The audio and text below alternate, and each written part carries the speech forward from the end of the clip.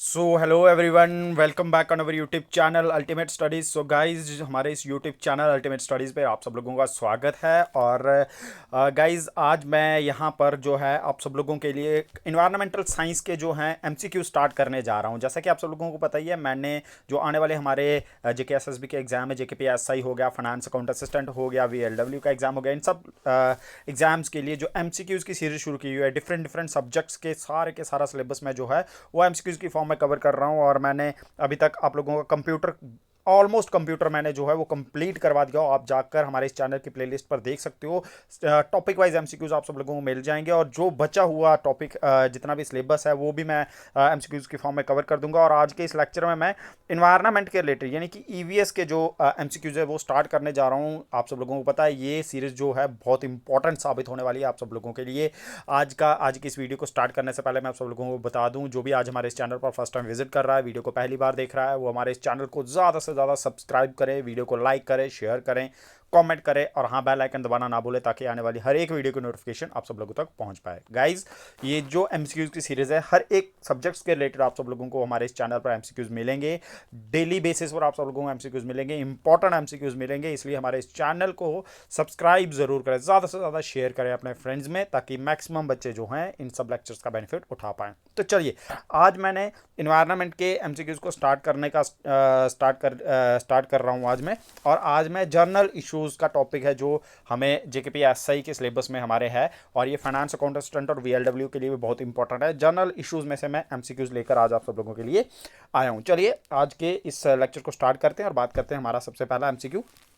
कहते हैं which Earth summit has brought environmental issues to the centre stage of global politics. कहते हैं कि ग्लोबल पॉलिटिक्स के सेंटर में, कहते हैं कि centre of the global politics के सेंटर में कौन सा ऐसा अर्थ समिट था वो जो है वो हमारा जो ये हमारे इन्वायरमेंटल इश्यूज है उनको लेकर आया था। तो गाइज, जो हमारा वो अर्थ समिट था वो हमारा था अर्थ समिट 1992 का, जिसको हम रियो डी जेनेरियो कॉन्फ्रेंस भी कहते हैं। एजेंडा 21 की बात की गई थी यहाँ पर। तो इसका राइट आंसर रहेगा हमारा option number first, that is the earth summit 1992। ये हमारा ब्राज़ील में जो अर्थ समिट हुआ था रियो डी जेनेरियो में, और इसलिए इसको हम रियो डी जेनेरियो समिट भी कहते हैं। चलिए, उसके बाद नेक्स्ट क्वेश्चन की बात करते हैं। In which year Rio de Janeiro environmental summit was held. कहते हैं कि कौन सा साल था जब Rio de Janeiro environmental summit जो था वो हुआ था। तो गाइज, अभी हमने इसकी बात की, इसका राइट आंसर रहेगा option number first, option number second, B option, that is 1992। तो हमारा ये जो रियो डी जेनेरियो समिट हुआ था वो कब हुआ था? 1992 में हुआ था। तो चलिए गाइज, नेक्स्ट क्वेश्चन की बात करते हैं, नेक्स्ट एमसीक्यू की बात करते हैं। कहते हैं which countries renewable energy program is the largest in the world. कहते हैं कि कौन सा ऐसा देश है जिसका जो है सबसे बड़ा रिन्यूएबल एनर्जी प्रोग्राम है दुनिया में। तो गाइज, इसका राइट आंसर हमारा रहेगा option number third, that is D option, that is India. चलिए, उसके बाद हम बात करते हैं नेक्स्ट क्वेश्चन की। नेक्स्ट क्वेश्चन हमारा है in which year World Council of Indigenous People was formed. कहते हैं कि कौन से साल में वर्ल्ड काउंसिल थी जो इंडिजीनियस पीपल्स की वो बनी थी। Indigenous peoples mean local people. तो इंडिजीनियस पीपल की जो काउंसिल थी वो बनी थी 1995 में, that is the option number B is the right answer, 1975। चलिए, इसके बाद हम बात करते हैं how many states attended earth summit of 1992 का जो अर्थ समिट हुआ था उसमें कितनी सारी स्टेट्स यानी कि कितने नेशंस ने पार्टिसिपेट किया था। तो गाइज, इसका राइट आंसर रहेगा option number C, that is 170 nations ने जो किया था, इसमें क्या किया था? पार्टिसिपेट किया था। चलिए, उसके बाद हम बात करते हैं नेक्स्ट क्वेश्चन की। In the 21st century which will be the greatest source of conflict. कहते हैं कि 21st सेंचुरी में सबसे बड़ा कॉन्फ्लिक्ट का सोर्स कौन सा हो सकता है? क्या वो वाटर हो सकता है, एजुकेशन हो सकता है, फिल्म्स हो सकता है, या फिर नन ऑफ द अबव। तो गाइज, इसका राइट आंसर रहेगा option number first, that is A option, water. Water जो है 21st सेंचुरी में सबसे बड़ा कॉन्फ्लिक्ट का सोर्स बन सकता है।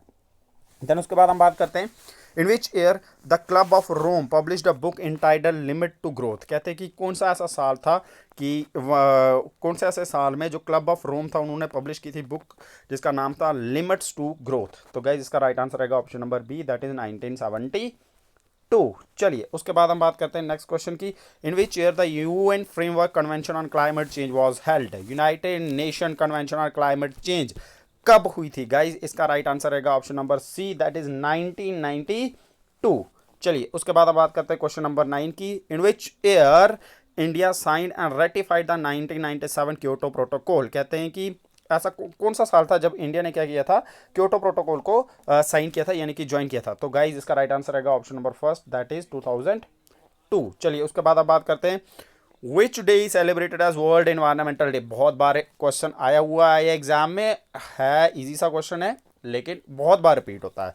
तो भाई कहते हैं कि कौन सा डे जो होता है हम वर्ल्ड एनवायरमेंटल डे के रूप में सेलिब्रेट करते हैं। तो इसका राइट आंसर रहेगा हमारा option number C, that is 5 June, 5 June. चलिए उसके बाद हम बात करते हैं, which among the following best explain the reason for growing concern about the environment. नीचे दिए गए ऑप्शन में से कौन सा ऐसा ऑप्शन है जो हमें क्लियरली एक्सप्लेन करता है, बेस्ट एक्सप्लेन करता है कि जो हमारा इन्वायरमेंट को लेकर कंसर्न है या जो थ्रेट है वो जो है उसको क्लियरली एक्सप्लेन करता है। The developed countries are concern about protecting nature, protection of the environment is vital for indigenous people and the natural habitats, the environmental degradation caused by human activities has become persuasive and have reached a dangerous level, या फिर none of the above. तो guys इसका right answer आएगा, the environment degradation caused by human activities have become pervasive and has reached a dangerous level. जो environment जो है, environmental degradation जो हो रही है स्पेशली ह्यूमन एक्टिविटीज़ की वजह से, उसका लेवल जो है वो इतना हाई हो गया है कि वो एक डेंजरस लेवल तक पहुंच गई है। ये जो है जो सबसे क्लियर एक्सप्लेन कर रहा है जो हमारे इन्वायरमेंटल कंसर्न्स हैं उनको लेकर। चलिए उसके बाद हम बात करते हैं क्वेश्चन नंबर 12 की, मार्क द करेक्ट और wrong against each of the following statement below the described earth summit. Earth summit के रिलेटेड जो स्टेटमेंट्स है उन स्टेटमेंट्स को लेकर करेक्ट या फिर रॉन्ग स्टेटमेंट को बताना है। तो गाइज इनको सिर्फ करेक्ट यानी कि ट्रू फॉल्स करना है, ठीक है। It was attended by 170 countries. जो 1992 में अर्थ समिट हुआ था उसको कितनी कंट्रीज ने सबमिट अटेंड किया था, 170 ने, या और साथ में थाउजेंड्स ऑफ एनजीओज ने और बहुत सारी एमएनसीज ने। तो गाइज बिल्कुल ये राइट है, पहला ऑप्शन हमारा क्या रहेगा, बिल्कुल ट्रू रहेगा क्योंकि उसमें 170 कंट्रीज ने पार्टिसिपेट किया था। Second, the summit was held under the aegis of the UN. तो अर्थ समिट एग्जैक्टली यूएन के एजेस में यानी कि अंडर यूएन ही हुआ था। तो गाइज इसका भी राइट आंसर हमारा रहेगा ट्रू। चलिए उसके बाद हम बात करते हैं नेक्स्ट हम बात करते हैं नेक्स्ट हमारा आ गया, for the first time global environmental issue was firmly consolidated at the political level. तो इसका भी ट्रू रहेगा, पहली बार ग्लोबल इन्वायरमेंटल इशूज़ को क्या किया था, पॉलिटिकल लेवल पर क्या किया गया था, इनकी बातचीत हुई। तो ये भी इसका क्या रहेगा, ट्रू रहेगा। देन उसके बाद है it was a submit meeting. तो गाइज बिल्कुल ये क्या थी, एक सबमिट मीटिंग थी। तो इसका भी ट्रू ही रहेगा। चलिए नेक्स्ट हम बात करते हैं, which among the following are true about the global commons. यानी ग्लोबल कॉमन्स को लेकर क्या ट्रू है, कौन सी स्टेटमेंट नीचे है वो सही है। तो इसका राइट आंसर रहेगा option number first, that is A option, the earth's atmosphere Antarctica ocean floor and outer space are considered as the part of global common. तो ग्लोबल कॉमन क्या होता है गाइज, ऐसी चीज़ जिसको कोई भी कंट्री विदाउट परमिशन यूज़ कर सकती है, ठीक है। तो अर्थ का एटमॉस्फेयर हो गया, अंटार्कटिका ओशन हो गया, ओशन फ्लोर हो गया, या आउटर स्पेस जो हो गया, ये इन सब चीज़ों को हम ग्लोबल कॉमन कहते हैं। चलिए उसके बाद अब बात करते हैं क्वेश्चन नंबर 14 की, the earth summit was held at. Earth summit कहाँ पर हुआ था, तो रियो डी जेनेरियो में हुआ था। That is the option number D is the right answer. Then उसके बाद हम बात करते हैं, which of the following countries exempted from the requirement of the Kyoto protocol. कौन सी कंट्री नीचे दिए गए ऑप्शन में से क्योटो प्रोटोकॉल जो हुआ था उसकी रिक्वायरमेंट से एग्जाम्प्टेड है। तो गाइस उसमें हमारे पास आ गया इंडिया, चाइना भी इससे एग्जाम्प्टेड है क्योंकि जो जितनी भी डेवलप्ड कंट्रीज थी वो एग्जाम्प्टेड है क्योटो प्रोटोकॉल से। गाइस उसके बाद हम बात करते हैं, world environmental day celebrated each year on. तो ये फिर से रिपीट हुआ है, तो वर्ल्ड इन्वायरमेंटल डे जो होता है वो 5 जून को सेलिब्रेट किया जाता है।